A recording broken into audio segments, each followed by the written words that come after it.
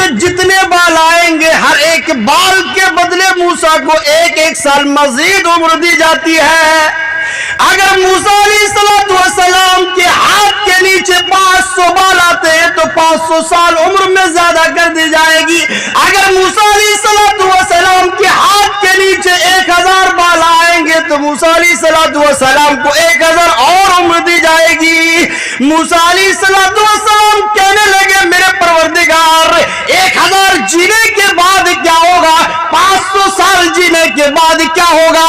رب العالمین فرمانے لگے، کہنے لگے موسیٰ اس کے بعد تمہیں دنیا سے جانا ہے، تم پر موت آئے گی۔ موسیٰ علیہ السلام کہنے لگے اے میرے پروردگار 500 سال جینے کے بعد پر بھی میرے اوپر موت آئے گی، 1000 سال جینے کے بعد مجھ پہ موت آئے گی، موت سے مجھے چھٹکارا نہیں ہے۔ اللہ کہتا ہے کہ موسیٰ موت سے کسی کو چھٹکارا نہیں ہے۔ موسیٰ علیہ السلام کہنے لگتے ہیں کہ رب العالمین تب ابھی مجھے موت منظور ہے۔ موت ایک ایسی اٹل حقیقت ہے، ایک ایسی کڑوی سچائی ہے جس سے کسی کو چھٹکارا نہیں ہے۔ اللہ تعالیٰ فرماتا ہے اینما تکونوا یدرککم الموت، او میرے بندو تم موت سے بھاگ کر کہاں جاؤ گے؟ تم موت سے بھاگ کر کہاں جاؤ گے؟ اگر تم آسمان پر ہوگے، اگر تم زمین کے نیچے ہوگے، اگر تم پانی میں ہوگے، اینما تکونوا تم جہاں کہیں بھی ہوگے، اگر تم موت سے بچنے کے لیے مضبوط قلعہ بنا لوگے اور اس قلعے کے اندر ذرہ برابر بھی سوراخ نہیں رکھو گے، پھر بھی موت اس قلعے کے اندر جا پہنچے گی۔ اس قلعے کے اندر بھی اللہ رب العالمین تمہاری موت لے لے گا۔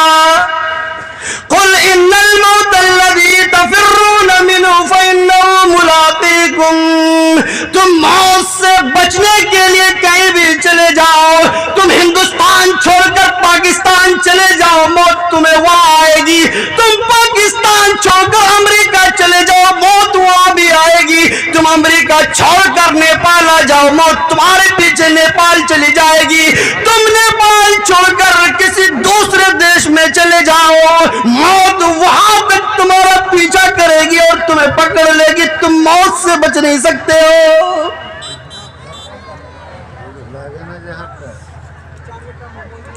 حضرت براء بن عازب رضی اللہ تعالی عنہ بیان کرتے ہیں کہ ہم اللہ کے نبی صلی اللہ علیہ وسلم کے ساتھ ایک انصاری کا جنازہ لے کر قبرستان پہنچتے ہیں۔ ابھی قبر تیار نہیں ہوئی تھی، لحد ابھی تیار نہیں کی گئی تھی۔ اللہ کے نبی جناب پاک محمد عربی صلی اللہ علیہ وسلم ایک کنارے بیٹھ جاتے ہیں، نبی کے ہاتھ میں ایک لکڑی ہوتی ہے، اس لکڑی سے اللہ کے نبی زمین کھودتے ہیں۔ براء بن عازب رضی اللہ تعالیٰ عنہ کہتے ہیں کہ اللہ کے نبی زمین کھود رہے ہیں، کبھی اللہ کے نبی آسمان کی طرف دیکھتے ہیں، کبھی اللہ کے نبی زمین کی طرف دیکھتے ہیں، کبھی اللہ کے نبی آسمان کی طرف دیکھتے ہیں، کبھی زمین کی طرف دیکھتے ہیں، پھر کبھی آسمان کی طرف دیکھتے ہیں، پھر کبھی زمین کی طرف دیکھتے ہیں، اور وہ کہنے لگے او میرے صحابہ سنو، تم عذاب قبر سے رب العالمین کی پناہ مانگو۔ پھر اللہ کے نبی دعا پڑھنے لگے اللہم انی اعوذ بک من عذاب القبر، اللہم انی اعوذ بک من عذاب القبر، اللہم انی اعوذ بک من عذاب القبر۔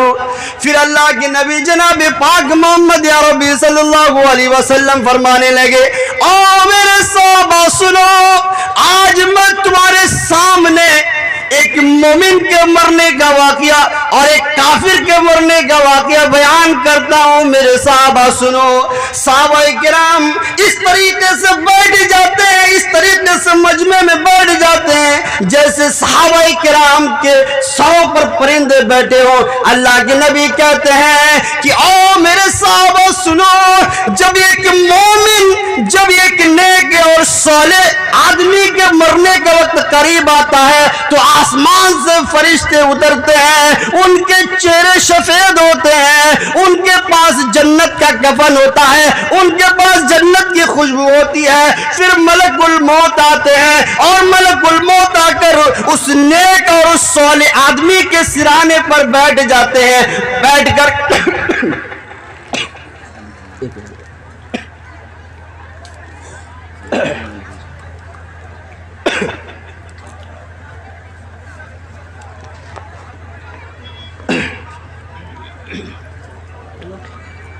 اللہ کے نبی صلی اللہ علیہ وسلم فرماتے ہیں کہ آسمان سے فرشتے اترتے ہیں، ان کے ساتھ جنت کا کفن ہوتا ہے، جنت کی خوشبو ہوتی ہے۔ اس کے بعد ملک الموت آ کر اس آدمی کے سرہانے پر بیٹھ جاتے ہیں اور کہتے ہیں یا ایتھا النفس الطیبہ، اے پاک روح اللہ کی رضا کی طرف نکل، اے پاک روح اللہ رب العالمین کی رضا کی طرف چل۔ اللہ کے نبی کہتے ہیں کہ اس نیک اور صالح آدمی کی روح بڑی آسانی سے نکل جاتی ہے۔ ملک الموت اس روح کو لے لیتے ہیں، جیسے ہی ملک الموت روح کو لیتے ہیں، فرشتے ملک الموت سے روح کو لے لیتے ہیں اور روح کو جنت کے کفن میں لپیٹ کر، جنت کی خوشبو سے لپیٹ کر پہلے آسمان پر پہنچ جاتے ہیں۔ جب فرشتے پہلے آسمان پر پہنچتے ہیں، پہلے آسمان پر پہنچتے ہیں تو ان کے لیے پہلے آسمان کا دروازہ کھلوایا جاتا ہے، اس کے بعد فرشتے اس پاکیزہ روح کو لے کر دوسرے آسمان پر پہنچتے ہیں، دوسرے آسمان کا بھی دروازہ کھلوایا جاتا ہے، پھر تیسرے آسمان پر پہنچتے ہیں، تیسرے آسمان کا بھی دروازہ کھلوایا جاتا ہے، چوتھے آسمان پر پہنچتے ہیں، چوتھے آسمان کا دروازہ کھلوایا جاتا ہے، پانچویں آسمان پر پہنچتے ہیں، پانچویں آسمان کا دروازہ کھلوایا جاتا ہے، چھٹے آسمان پر پہنچتے ہیں، چھٹے آسمان کا دروازہ کھلوایا جاتا ہے، پھر جب ساتویں آسمان پر پہنچتے ہیں تو رب العالمین کہتا ہے کہ میرے اس نیک بندے کی کتاب کو علین میں لکھ دو اور اس کو اس کے جسم میں اس کی روح کو لوٹا دو، کیونکہ میں نے اس سے وعدہ کیا تھا کہ میں نے تمہیں زمین سے پیدا کیا ہے، میں نے تمہیں زمین سے پیدا کیا ہے، میں تمہیں زمین میں لوٹا دوں گا اور پھر کل قیامت کے دن تمہیں زمین سے اٹھاؤں گا، تمہیں مٹی سے اٹھاؤں گا۔ فرشتے اس کی روح کو قبر کے اندر اس کے جسم میں لوٹا دیتے ہیں، اس کے بعد فرشتے آتے ہیں اور آ کر اس کو بٹھاتے ہیں اور بٹھانے کے بعد سوال کرتے ہیں، کہتے ہیں کہ بتاؤ تمہارا رب کون ہے، تمہارا مالک کون ہے؟ وہ آدمی کہتا ہے کہ میرا مالک، میرا رب اللہ رب العالمین ہے۔ پھر فرشتے سوال کرتے ہیں بتاؤ تمہارا دین کیا ہے؟ وہ آدمی کہتا ہے کہ ہمارا دین اسلام ہے۔ پھر سوال کیا جاتا ہے کہ بتاؤ تمہارا نبی کون ہے؟ وہ آدمی کہتا ہے کہ ہمارا نبی جناب پاک محمد عربی صلی اللہ علیہ وسلم ہے۔ آسمان سے آواز آتی ہے میرے بندے نے سچ کہا، اس کے لیے جنت کے بچھونے بچھوا دو، اس کے لیے اس کی قبر کو کشادہ کر دو اور اتنی کشادہ کر دو کہ جہاں تک اس کی نگاہ پہنچے وہاں تک اس کی قبر کو کشادہ کر دو اور اس کے لیے جنت کے دروازے کھول دو۔ کل قیامت تک، جب قیامت قائم ہوگی تب تک اس کو جنت کی ہوا ملتی رہے گی، جنت کی خوشبو ملتی رہے گی۔ پھر اللہ کے نبی کہنے لگے او میرے صحابہ سنو، جب یہ کافر کے مرنے کا وقت قریب آتا ہے، ایک مشرک کے مرنے کا وقت قریب آتا ہے تو تو आसमान से फरिश्ते उतरते हैं, आसमान से फरिश्ते उतरते हैं, उनके हाथ में कांट हुआ करते हैं, उनके चेहरे सियाह हुआ करते हैं, वो बहुत ही ज्यादा खतरनाक होते हैं। उसके बाद मलकुल मौत आते हैं, मलकुल मौत आकर उस आदमी के सिरहाने पर बैठ जाते हैं और कहते हैं या अय्युहन नफ्सुल खबीसा, ऐ नापाक रूह तू अल्लाह रब्बुल आलमीन की नाराजगी की तरफ निकल। उसकी रूह उसके जिस्म में इधर उधर भागने लगती है।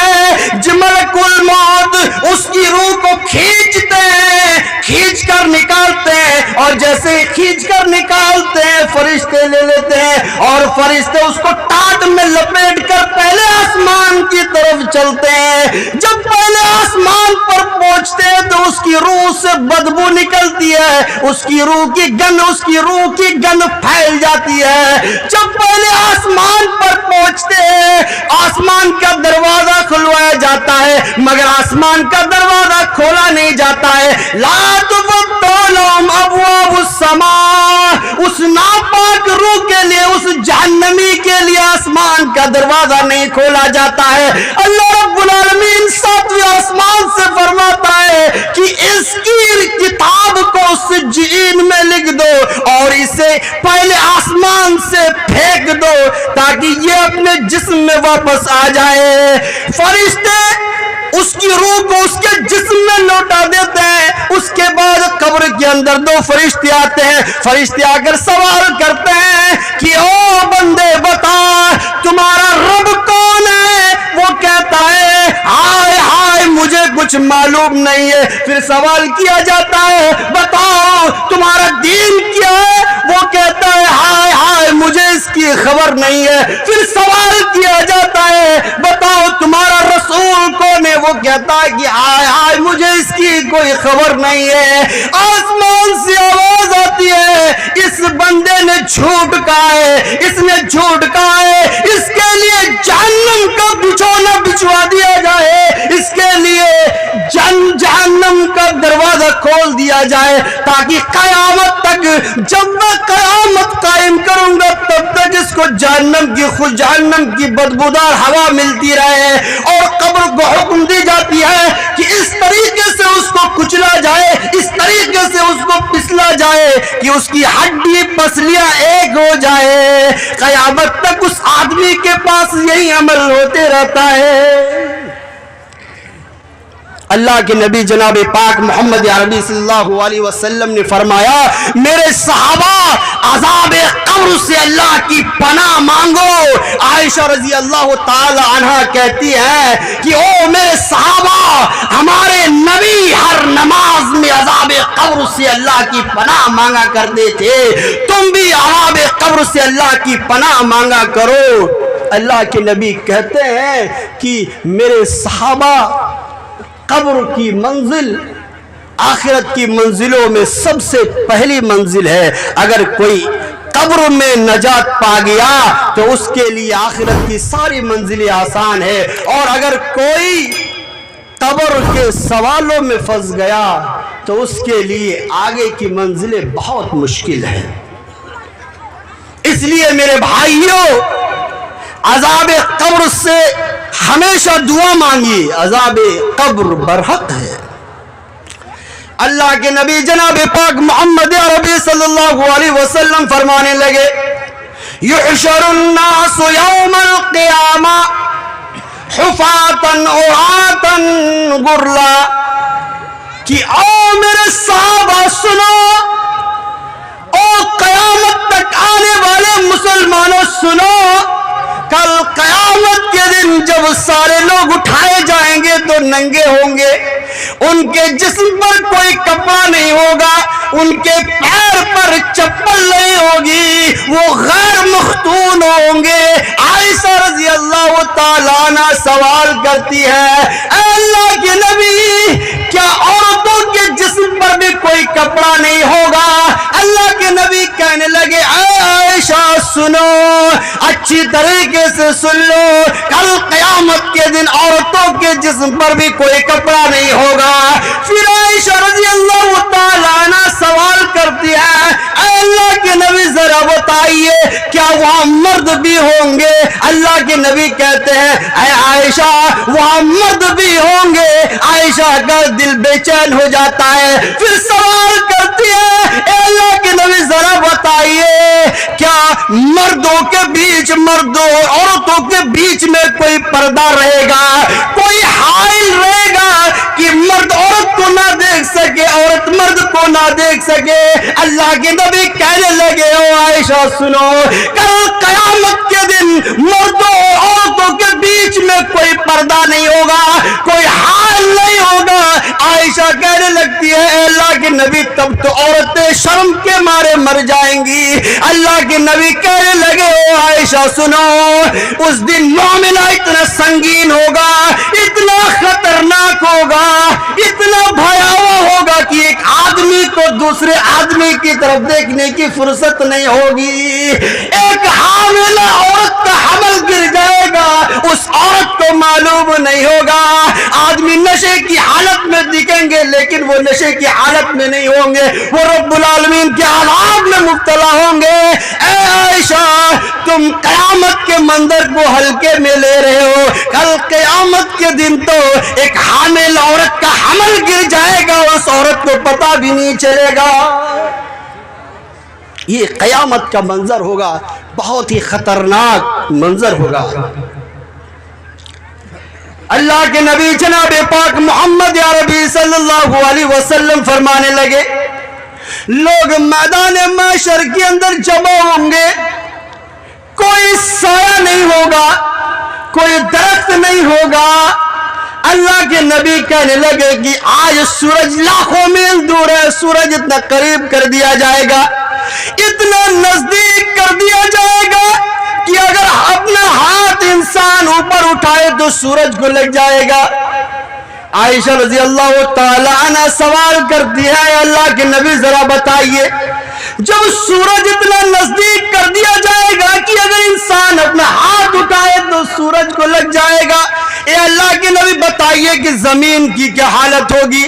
اللہ کے نبی کہنے لگے زمین تانبے کی طرح گرم ہوگی، تانبے کی طرح تپ رہی ہوگی۔ میرے مسلمان بھائیوں ذرا سوچو اس منظر کو اور آخرت کی تیاری ابھی سے شروع کر دیجئے۔ اللہ کے نبی کہنے لگے زمین تانبے کی طرح تپ رہی ہوگی اور ایسا عالم ہوگا، کوئی سایہ دار درخت نہیں ہوگا، کہیں مکان نہیں ہوگا، کہیں چھپنے کی جگہ نہیں ہوگی، سب لوگ پریشان ہوں گے۔ پریشان ہونے کے بعد سب لوگ حضرت آدم علیہ السلام کے پاس جائیں گے اور کہنے لگیں گے اے آدم علیہ السلام رب العالمین نے آپ کو اپنے ہاتھوں سے بنایا ہے، رب العالمین نے آپ کو خود تعلیم دی ہے، رب العالمین نے آپ کو علم سے نوازا تھا، رب العالمین نے فرشتوں کو سجدہ